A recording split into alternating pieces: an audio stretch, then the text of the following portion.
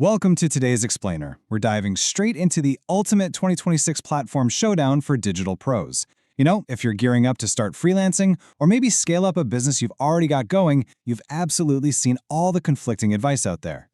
Right? It's literally the biggest question every single aspiring freelancer faces. On one hand, folks warn you that the big platforms are completely saturated, too competitive, no chance. On the other hand, they say the alternative sites just don't have the high-paying clients to make your time worth it. It's this massive balancing act, isn't it? The fear of fierce competition versus the craving for those premium clients. Well, let's weigh these two heavyweights against each other and nail down exactly which one makes sense for your specific career stage and unique goals. To figure this all out, we're setting up this explainer like a head-to-head matchup. First, we'll meet the contenders. 2. Clients and earning potential. 3. Competition and getting started. 4. Matching your specific skills. And finally, number 5. The real freelance secret. All right, Section 1, meet the contenders. Let's step right into the ring.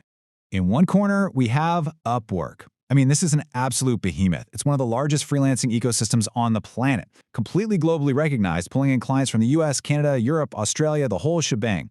It covers pretty much every professional category you can even think of, from software devs to AI specialists. And it's really the go-to spot for companies specifically looking to hire long-term remote talent.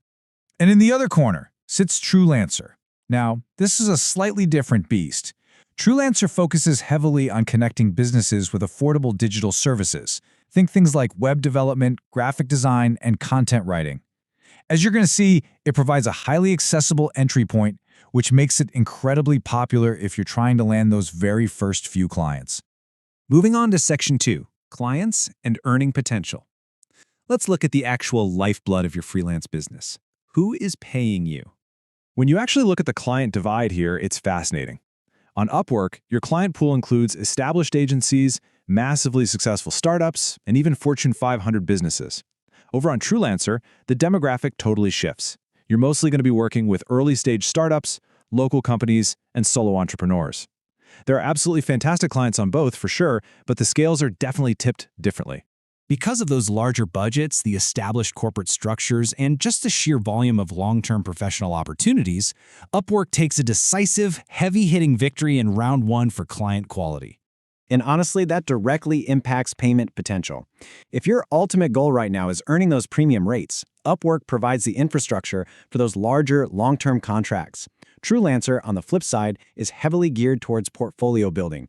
The projects are out there and they are profitable, but the average project budget tends to be noticeably smaller. So, unsurprisingly, Upwork takes another round here, pulling ahead 2-0 when it comes to sheer earning potential.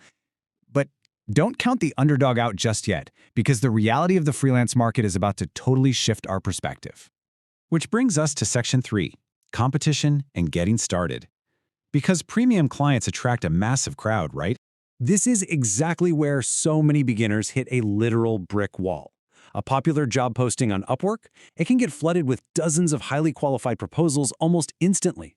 To even get a look, you need a flawless profile, heavily tailored pitches, and just a lot of patience. Contrast that with Freelancer. The competition pool is notably smaller. That means for a new freelancer, it is remarkably easier to actually get your proposal read and noticed by a real human being. So the crucial point here is that Freelancer strikes back. It wins the competition round by offering a much friendlier, far less saturated environment for new faces trying to break into the industry.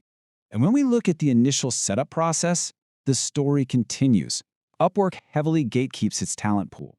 They've got strict profile standards, meaning new folks often have to spend significant time refining their profiles before they can even hope to land that first gig. Actually, scratch that, before they're even approved to bid.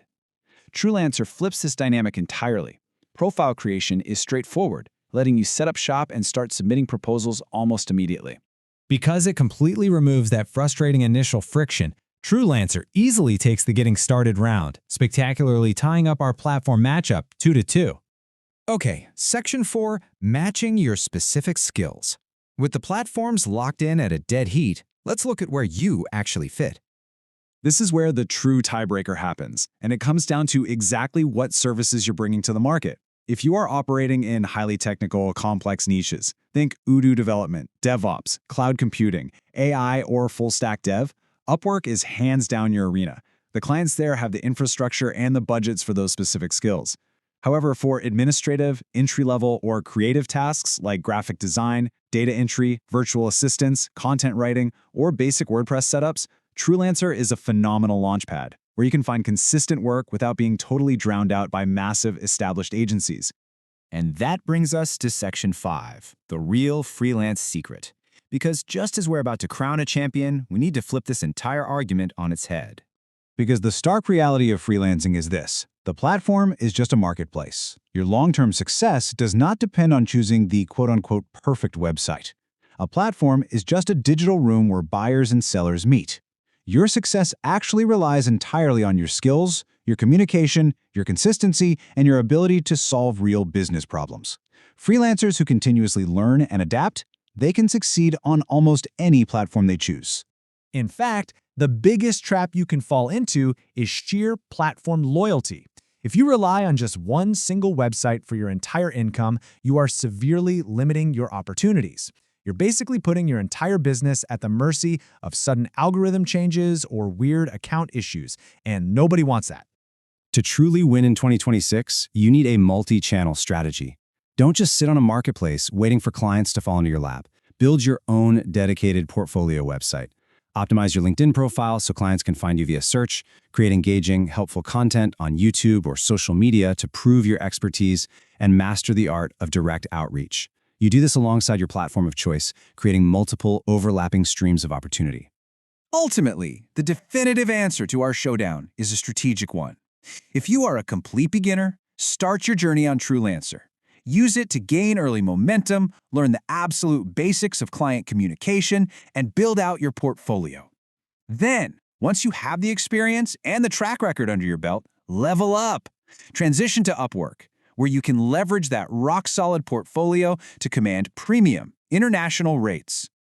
So, we've explored the strengths, the weaknesses, and the strategic advantages of both of these marketplaces. But now I want to hear from you.